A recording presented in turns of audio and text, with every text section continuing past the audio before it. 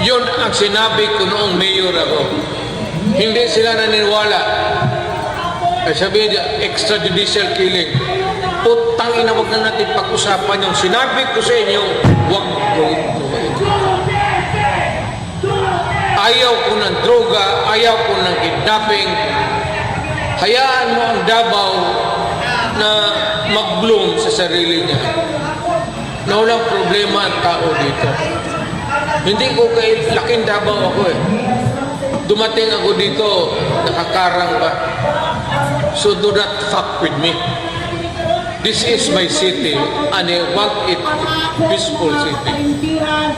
At hindi naman ako nakikialam sa tao dito. I just want a peaceful city. Kaya kung mamayor ako, umalis na kayo agad. Kasi pag inabutan ko kayo, patayan talaga tayo. Pati yung human rights, sabihin ko na ngayon. Kayong dapat yung human rights, i-contact na nila yung kung sino itong mga ulol na to. Kasi mamamatay talaga yan. Ayaw ko masira ang mga anak natin. Ayaw ko masira yung syudad ko. Ayaw ko tutang inang droga. Punta ka dito, magnegosyo ka. Kung wala, maghanap tayo.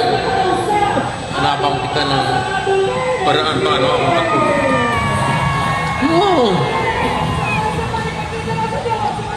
Gobyerno to. Dapat ang gobyerno tarong. Kung magpasok ka dito, mag-hold up ka, magpabili ka ng droga, naghanap ka ng kamatayan, putang. Dito sa Davao, maghanap buhay tayo, mag-asawa tayo ng pamilya, may mga anak tayo, maghanap buhay tayo para makapag-aral ang ating mga anak. Hindi hope na pag natanda na tayo, mamatay tayo, yung second generation ng Davaoenyo ang mag-take over. Kung hayaan ko ang Davao na puro lango ang mag-take over sa, that will never happen. Nakikinig yung human rights, utang ina, makinig kayong mabuti. Just one word. Do not fuck it. Basta ako mayor, hindi naman ako stricto. Nagkamali yung tayo, matamig natin. Wala eh. Pero yung mga droga, mag-hold up ka, mag-kidnap ka, do not expect na pag mag-enkwentro tayo, bubuhayin kita. Nag-warning na ako.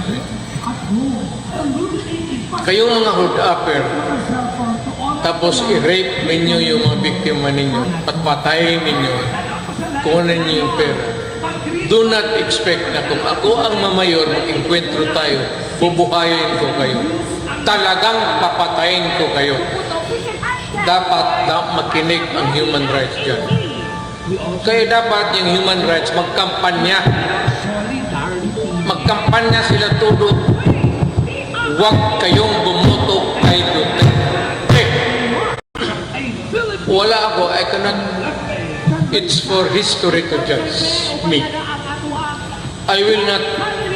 Hindi ako magsabi na nawala yung droga sa padawang. I cannot pass judgment upon myself. Basta itong Davao will remain peaceful. Davao will remain ideal for our children to grow. Kasi pag wala na tayo, gusto ko ang Davao ang papalit sa atin yung matitino na tao. Ayaw ko yung durugista na maging konsehal, maging mayor. Masisira ang bayan ko. Kaya ngayon pa lang papatayin ko na kayo. Sisirain mo ang buhay ng tao. Sisirain mo yung pamilya. You destroy the future and you create chaos in the city. Sino ba namang gago na putang inang mayor na papayag niya?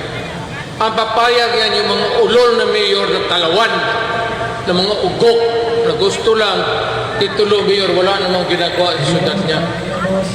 Hindi ako ayaw ko ng titulo. Inyo na yung titulo. Basta ako, huwag kayong do not fuck it here. go somewhere else. Isali kita. Yung maabot, alang-alang patayin mo. Pero dapat, huwag na magdagdagan. Huwag na sila magdagdag ng biktima.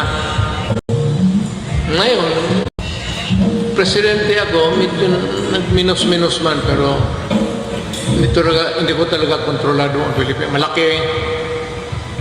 At saka may kanya-kanyang kingpin. May mga kingdom yung mga politiko. Hindi kagaya dito, kung mayor ka, tawagan mo lang polis. Putang ina, trabahuin ninyo yan.